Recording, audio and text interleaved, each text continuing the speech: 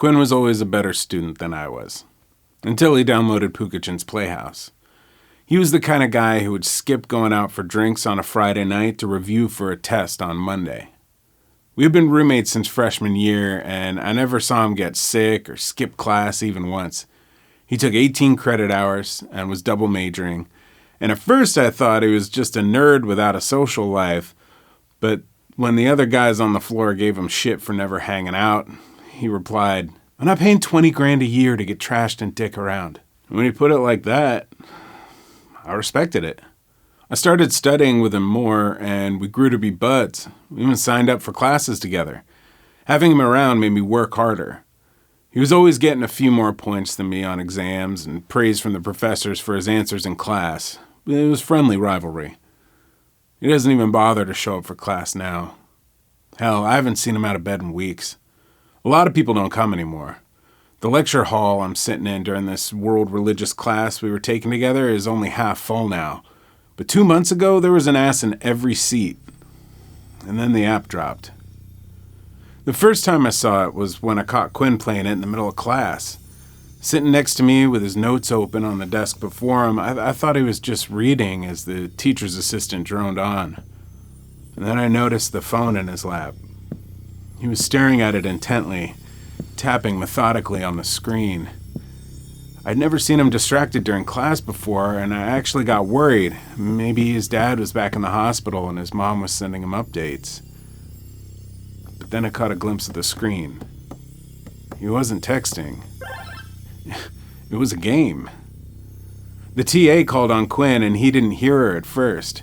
He didn't notice at all until she repeated his name much louder, obviously annoyed. His head snapped up, and he put on a nervous smile, asking to repeat the question. I was straight up stunned. He is always the perfect student, to the point of being obnoxious. I never even seen him leave a lecture to take a piss before. What game is that? I asked him when we were packing up for class. I don't know. Some matching game, he replied, shouldering his bag as we started to walk to our usual lunch spot. Pukachin's Playhouse. I was waiting for the bus for like half an hour yesterday, and so I downloaded it. He pulled out his phone again as we walked, and to my annoyance, started playing. It's just fun, I guess. You want to play? Can we grab something to eat first? I'd kill a man for a burrito right now. He laughed and put his phone away long enough to walk with me to our usual lunch spot. After I gotten something in my stomach, my hangriness settled down long enough for him to show me what the game was all about. In between bites, he used his thumb to swipe through various screens, giving me the general premise while chewing his food. It was a pretty typical mobile game, the kind you see anybody killing time with. Put the colored gems in order, and they explode in a sparkling rush of serotonin and glimmering sound effects. In this particular variation, you solved these puzzles to win items that you could give to the main character, Pukachin. Pukachin was the usual cutesy avatar, drawn as an ambiguous animal person with big shiny eyes and a friendly smile. When you gave Pukachin a gift, hearts would flutter around her and she'd bounce up and down and say, "Puka!" in a high-pitched, cheerful voice.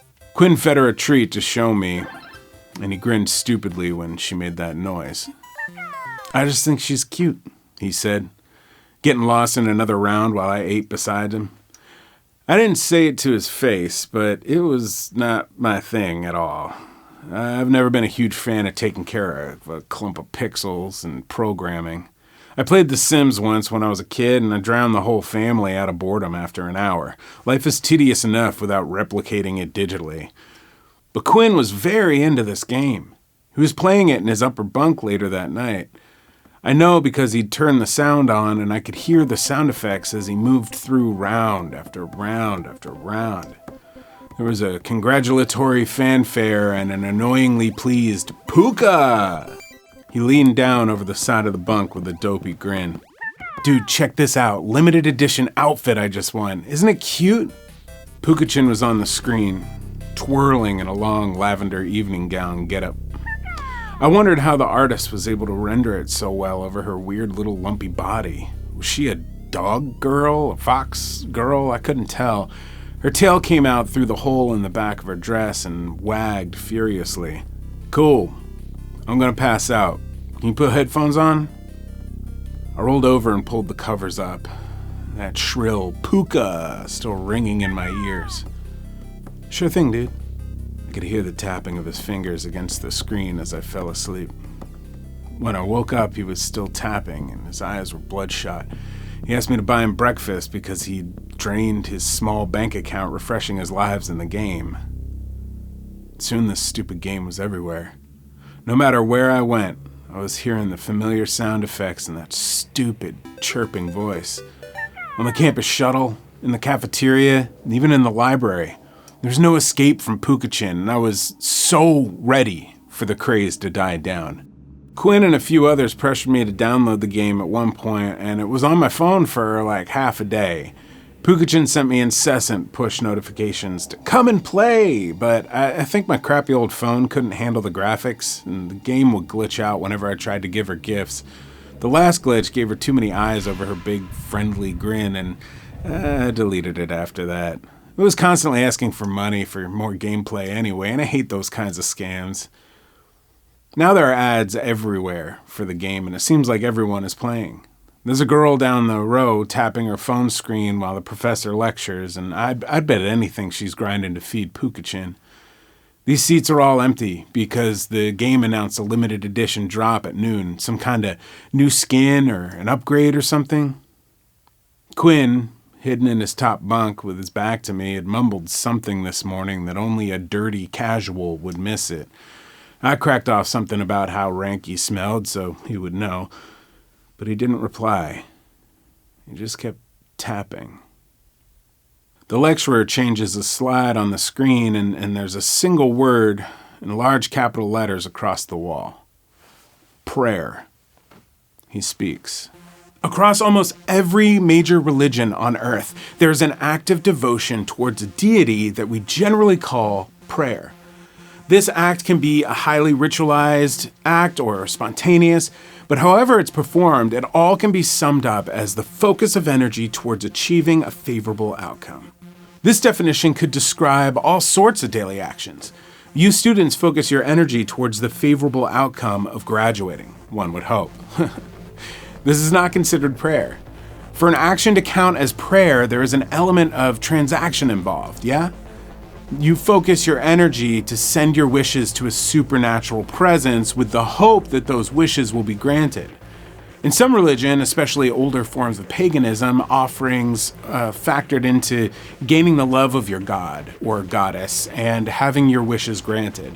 It was believed that the more thought and devotion you showed your god of choice, and the more followers you converted, the more powerful the god would grow. The lecturer was interrupted by a muffled but insistent "Puka!" and I waited for him to go off on someone for gaming during class. But instead, he just reached into his pocket and pulled out his own phone, tapping the screen. After a moment, he seemed to remember us. That's all for today. Yeah. Finally, the girl down the road cheered as she shoved all of her stuff into her bag. It's almost time for the drop. The girl in front of her turned with a look of sheer joy. I know. I loaded all my book money for next semester. I better get something good. Grabbing my bag, I got out before I had to listen to any more. I was considering avoiding Quinn back at the dorm by hitting the library, but there was a small crowd in front of the door, all grouped around their phone screens. A few of them looked up at me as I approached. They had that same joyful grin the girl from the class had plastered on their faces, but their eyes were piercing and expectant. I veered away and headed to the dorms, trying to ignore the clumps of people in the quad. On the way into the dorm, I caught eyes with a kid from our floor in the lobby. Happy to come across someone not glued to their phone screens, I opened my mouth to ask if he would want to grab lunch. But before I could get the words out, he smiled at me like he was sharing a cherished secret. She's coming, he whispered, his voice overjoyed. There were tears in his eyes. My blood ran cold. I didn't know what that meant, but The phone in his hand chirped a resounding "Puka!" and I dodged into the stairwell as fast as I could, bolting up the steps 2 at a time to my floor. I raced down the hallway, avoiding everyone I came across in a mad dash to get back to my room.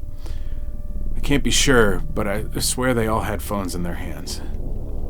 Their backs hunched over, so their wide, glazed eyes were inches from their screens. The last few of them were openly weeping. The clock tower bells rang out that it was noon, and across the campus, across the city, across the country, there was a collective intake of breath as millions of people staring at tiny, bright screens focused their energy on an avatar they'd given all their love, their money, and energy to.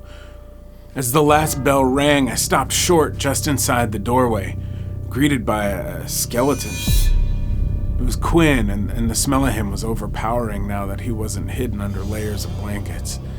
He'd finally gotten out of the bunk, and I realized it was truly the first time he'd left in days. His filthy, greasy skin was tight against the bones of his arms, where his metabolism had cannibalized his muscles for sustenance as he devoted himself to playing puzzle after puzzle to feed his digital goddess.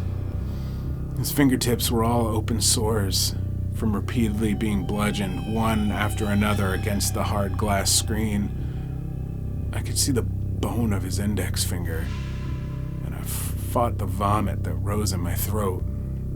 He must have heard me drop my bag in surprise, because his eyes slowly unpeeled themselves from whatever was strobing spasmodically across his phone screen. His gaze didn't settle on me, though. It settled over me. A rapturous smile spread across his face, and he slowly pointed the bony index finger at the space behind me. "She's here," he whispered reverently. A blood vessel in his brain burst, spilling red into his left eye. His mouth twitched up at the corners in relief, and he dropped dead on the floor.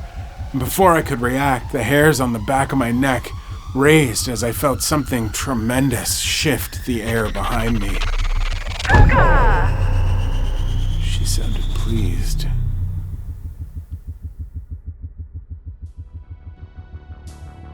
Hey everybody, thanks for watching. If you want a more in-depth look at today's episode, check out the Haunting Season podcast, where you can hear my conversation with Max George from Scream Kings. We unpacked today's story, talked about the making of, and dove headfirst into the scariest parts. It's an awesome conversation, and if you just can't get enough of the show, check out Haunting Season on TikTok for daily scary movie suggestions, folklore, hauntings, and urban legends. Haunting Season was created by me, Joshua Sterling Bragg, and is a joint production of Believe Limited and Matt Gielan. This episode was performed by Joshua Sterling Bragg and written for Haunting Season by a mysterious friend of the show known only as Lore. This episode was executive produced by Matt Gielan, Ryan Gielan, and Patrick James Lynch, and produced by Greg Holdsman, edited by Colby Crow, with select music created for the show by our good friend and synthwave genius, North Innsbruck. Check them out on iTunes. Creative support for the show comes from Cody Dugan, Jessica Richmond, Courtney Barber, and Mel Forrest. And finally, this episode was sponsored by Mixtape Massacre, an incredible board game where you get to be a slasher killer in the 1980s. The game is filled with beautiful artwork and is fun and easy to play. For an exclusive discount, check out hauntingseasonpod.com/mixtape. That's hauntingseasonpod.com/mixtape. And hey, subscribe while you're here. It would mean a lot to me. I'll see you next time.